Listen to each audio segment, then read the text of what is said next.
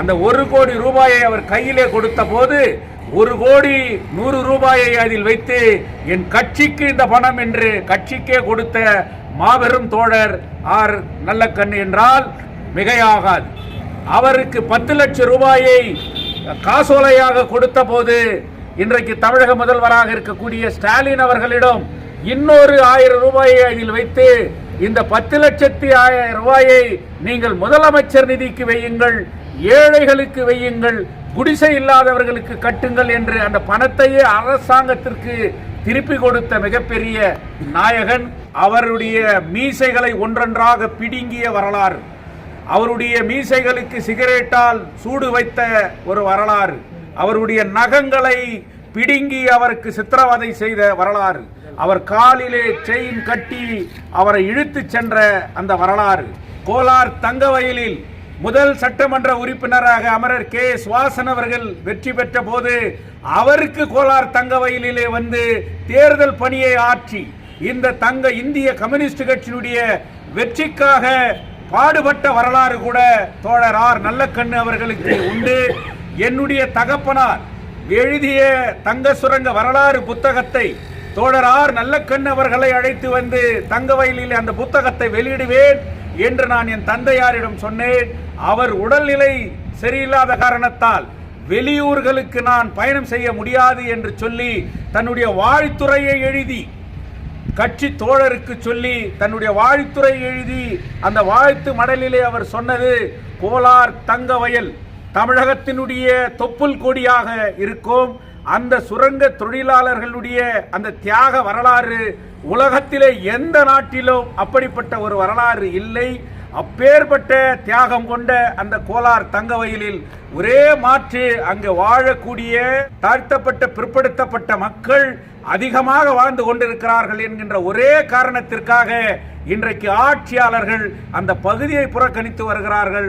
அதை கம்யூனிஸ்ட் இயக்கம் என்றைக்கும் விட்டுக் கொடுக்க கூடாது.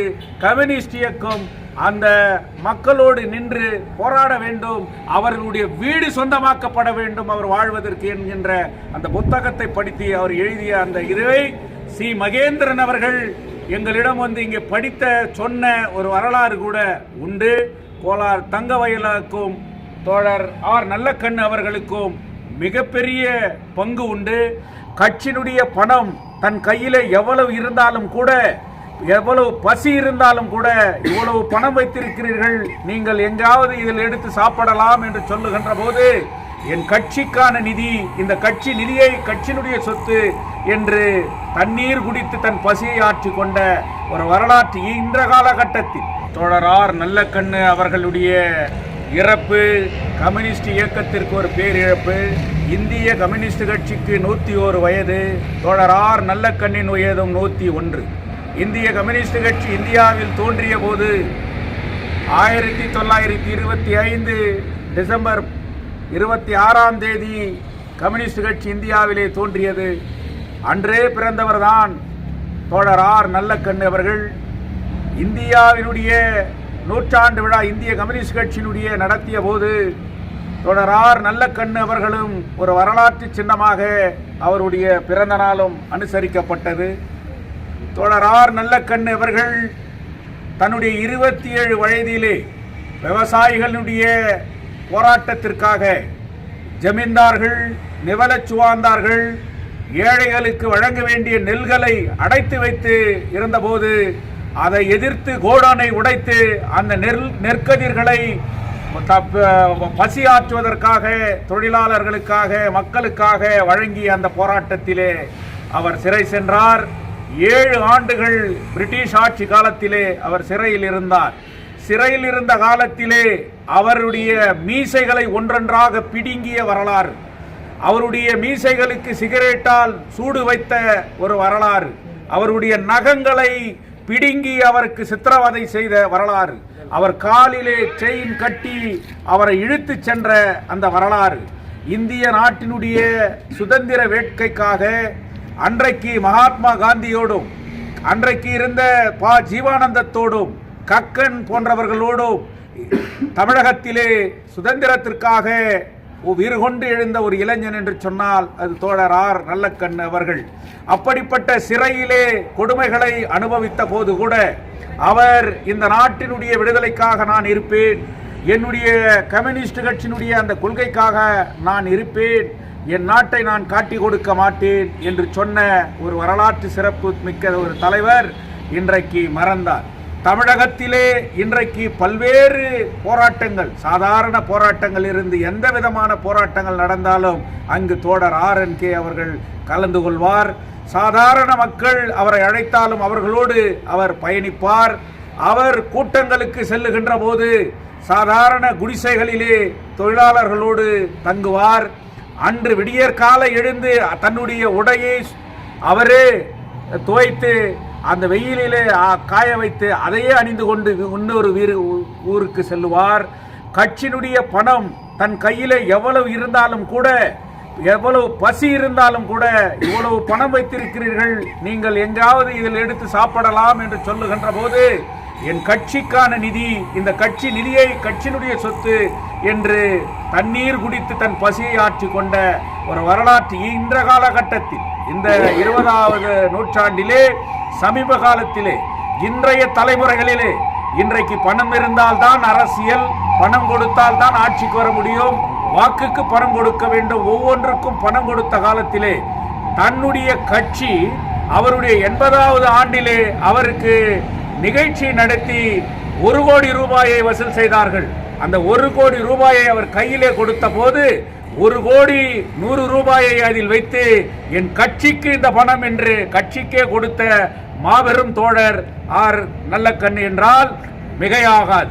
தமிழகத்தினுடைய ஆட்சியிலே அவருக்கு தலைசால் விருது வழங்கி அவருக்கு 10 லட்சம் ரூபாயை காசோலையாக கொடுத்த போது இன்றைக்கு தமிழக முதல்வராக இருக்கக்கூடிய ஸ்டாலின் அவர்களிடம் இன்னொரு 1000 ரூபாயை அதில் வைத்து இந்த 10,00,000 ரூபாயை நீங்கள் முதலமைச்சர் நிதிக்கு வையுங்கள், ஏழைகளுக்கு வையுங்கள், குடிசை இல்லாதவர்களுக்கு கட்டுங்கள் என்று அந்த பணத்தையே அரசாங்கத்திற்கு திருப்பி கொடுத்த மிகப்பெரிய நாயகன். தன்னுடைய வாழ்நாளை முழு நேர ஊழியராக அவர் வாழ்ந்தார். தன்னுடைய மனைவி ஒரு ஆசிரியராக இருந்தார். அன்றைக்கு கட்சி அவர் கொடுத்த மாத ஊதியம் வெறும் 30 ரூபாய். இந்த 30 ரூபாயிலே அன்றைக்கு தன்னுடைய அரசியல் வாழ்க்கையை துவக்கியவர். இந்திய நாட்டிற்காக, தமிழகத்திற்காக கம்யூனிஸ்ட் கட்சியினுடைய கொள்கை மீது மிகவும் உறுதி மிக்கவர். எப்பேற்பட்ட இருந்தாலும் கூட அதற்காக இன்றைக்கு விவசாயிகளுடைய நலன் தமிழகத்திலே காப்பாற்றப்பட்டு இருக்கிறது. இயற்கை வளங்களினுடைய நலன் இன்றைக்கு தமிழகத்திலே காப்பாற்றப்பட்டு இருக்கிறது. ஒடுக்கப்பட்ட மக்களினுடைய குடிசை வாழ் மக்கள் இன்றைக்கு சொந்த வீடுகளை பெற்றிருக்கிறார்கள் என்றால் RNK அவர்களுடைய போராட்டத்தை யாரும் இன்றைக்கு எண்ணி பார்க்க முடியாது. 1952 கோலார் தங்கவயலில் முதல் சட்டமன்ற உறுப்பினராக அமரர் KS வாசன் அவர்கள் வெற்றி பெற்ற போது அவருக்கு கோலார் தங்கவயலிலே வந்து தேர்தல் பணியை ஆற்றி இந்த இந்திய கம்யூனிஸ்ட் கட்சியினுடைய வெற்றிக்காக பாடுபட்ட வரலாறு கூட தோழர் ஆர் நல்லக்கண்ணு அவர்களுக்கு உண்டு.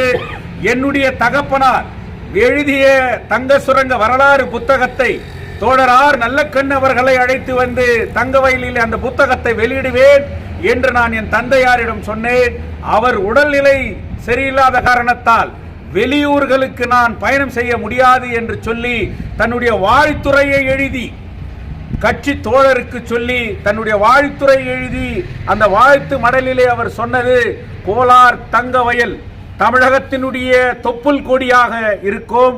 அந்த சுரங்க தொழிலாளர்களுடைய அந்த தியாக வரலாறு உலகத்திலே எந்த நாட்டிலும் அப்படிப்பட்ட ஒரு வரலாறு இல்லை.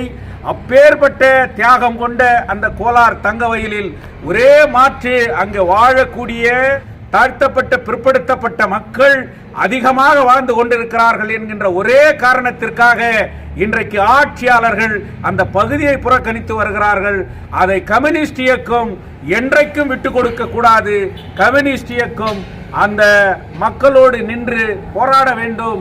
அவர்களுடைய வீடு சொந்தமாக்கப்பட வேண்டும் அவர் வாழ்வதற்கு என்கின்ற அந்த புத்தகத்தை படித்து அவர் எழுதிய அந்த இதை சி மகேந்திரன் அவர்கள் எங்களிடம் வந்து இங்கே படித்த சொன்ன ஒரு வரலாறு கூட உண்டு. கோலார் தங்கவயலுக்கும் தோழர் ஆர் நல்லக்கண்ணு அவர்களுக்கும் மிகப்பெரிய பங்கு உண்டு. இந்திய கம்யூனிஸ்ட் கட்சி கோலார் மாவட்டம் அவருக்கு ஆழ்ந்த இரங்கலை தெரிவித்துக் கொள்ளுகின்றோம். அவருடைய பாதையிலே நேர்மை, அப்பழுக்கற்ற ஒரு நபர், கரைப்படையாத கரம், இன்றைக்கு சொந்த வீடு இல்லை, சொந்த வாகனம் இல்லை, அவருக்கு பேசுவதற்கு மொபைல் இல்லை, எதுவுமே தன்னுடைய சொந்த வங்கியிலே ₹1 பணம் இல்லை. ஆனால் அவர் நின்ற தேர்தலில் எல்லாம் அவர் தோற்கடிக்கப்பட்டார். ஆனாலும் கூட இன்றைக்கு இந்தியாவே திரும்பி பார்க்கக்கூடிய மிகப்பெரிய எளிமையான, நேர்மையான ஒரு மிகப்பெரிய நாயகனாக இன்றைக்கு அவர் காட்சியளிக்கிறார்.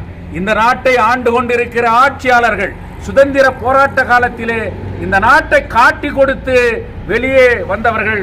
ஆனால் RNK அவர்கள் தன்னுடைய சுதந்திர இந்திய விடுதலைக்காக தன் உயிரே போனாலும் சரி என்று போராடி திரை சேர்ந்த மிகப்பெரிய தலைவர் இன்றைக்கு மறைந்திருக்கிறார். அவர் வழியிலே கோலார் தங்கவயலில் இந்திய கம்யூனிஸ்ட் கட்சியை நாங்கள் முன்னெடுப்போம்.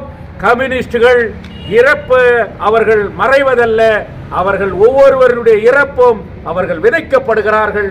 அந்த விதை மீண்டும் செங்கொடி உயர்த்தி பெற அவருடைய ஒரே சொத்து அவர் உடல் மீது போர்த்திருக்கக்கூடிய அந்த செங்கொடிதான் என்பதை தான் கம்யூனிஸ்ட் கட்சியுடைய வரலாறு. அந்த வரலாறுக்கு அவர் மீண்டும் ஒரு மிகப்பெரிய விதையாக இந்தியாவிலே கம்யூனிஸ்ட் கட்சி ஓங்கி வளர்வதற்கு அவர் விதையாக இருப்பார் என்று சொல்லி வீர வணக்கம், வீர வணக்கம். தோழர் ஆர் நல்லக்கண் அவர்களுக்கு வீர வணக்கம். தோழர் RNKவுக்கு வீர வணக்கம். புரட்சியின் நாயகனே, புரட்சியின் நாயகனே, செம்படையின் ஒளிவிளக்க, செம்படையின் ஒளிவிளக்கே, பாட்டாளி வர்க்க சிவப்பு நட்சத்திரமே, பாட்டாளி வர்க்க சிவப்பு நட்சத்திரமே, தியாகத்தின் சுடரே, தியாகத்தின் சுடரே, எளிமையின் சின்னமே, எளிமையின் சின்னமே, கரைப்படையா கரமே, கரைப்படையா கரமே, உழைக்கும் மக்களுக்காக, உழைக்கும் மக்களுக்காக வாழ்நாளையும் உடலையும் உடலையும் தானம் செய்தவரே, நூற்றாண்டு கண்ட கம்யூனிஸ்டின் இந்தியாவின் முகமே, இந்தியாவின் முகமே, வாழ்க வாழ்க உன் புகழ், வாழ்க வாழ்க உன் புகழ் என்றும் உங்கள் பாதையில், என்றும் உங்கள் பாதையில் தோழர்களாய் பயணிப்போம், தோழர்களாய் பயணிப்போம். வீர வணக்கம், செவ் வணக்கம், வீர வணக்கம், செவ் வணக்கம். தோழர் RNKவுக்கு வீர வணக்கம், தோழர் RNKவுக்கு வீர வணக்கம். அவருடைய 18வது வயதில் இந்திய கம்யூனிஸ்ட் கட்சியினுடைய அவருடைய பயணத்தை தொடங்குகிறார். அவருடைய போராட்ட முறையானது படிக்கும்போதே மாணவர் பருவத்திலிருந்து அவருடைய போராட்டம் தொடங்குகிறது. சுதந்திர இந்தியா பெற்ற பிறகும் எளிய மக்களுக்கு என்று விடுதலையோ அன்றுதான் நான் மீசை வளர்ப்பேன் என்று அவருடைய மீசைக்கென்று ஒரு பின்னாடி உள்ள ஒரு கதை இருக்கிறது. அந்த கதையை தோழர் அவர்கள் விளக்குவார். அவருடைய போராட்ட முறைகளும் அவருடைய போராட்ட குணங்களும் என்றும் மக்களுக்கானதாகவே இருந்திருக்கிறது. தாமிரபரணி ஆற்று கொள்ளையிலிருந்து, மணல் கொள்ளையிலிருந்து, ஜாதிய தீண்டாமைக்கு எதிராகவும் மக்களுடைய சிறு சிறு போராட்டத்துக்குரிய அவருடைய பயணம் என்றும் தொடர்ந்து கொண்டே இருக்கிறது. அவருடைய பயணத்தின் வாயிலாக அவருடைய இயற்கையை எங்களுடைய சிவப்பு அஞ்சலி செலுத்திக் கொண்டு கோலார் மாவட்ட கவுன்சில் அவருக்கு என்றும் சிவப்பு அஞ்சலி செலுத்துகிறது. அவருடைய நினைவாக அவருடைய கால் தடத்தில் இந்திய கம்யூனிஸ்ட் கட்சி கோலார் தங்கவயல் தாலுகா அவருடைய தியாகத்தின் வழியாக பயணிப்போம் என்று கேட்டுக்கொள்கிறோம்.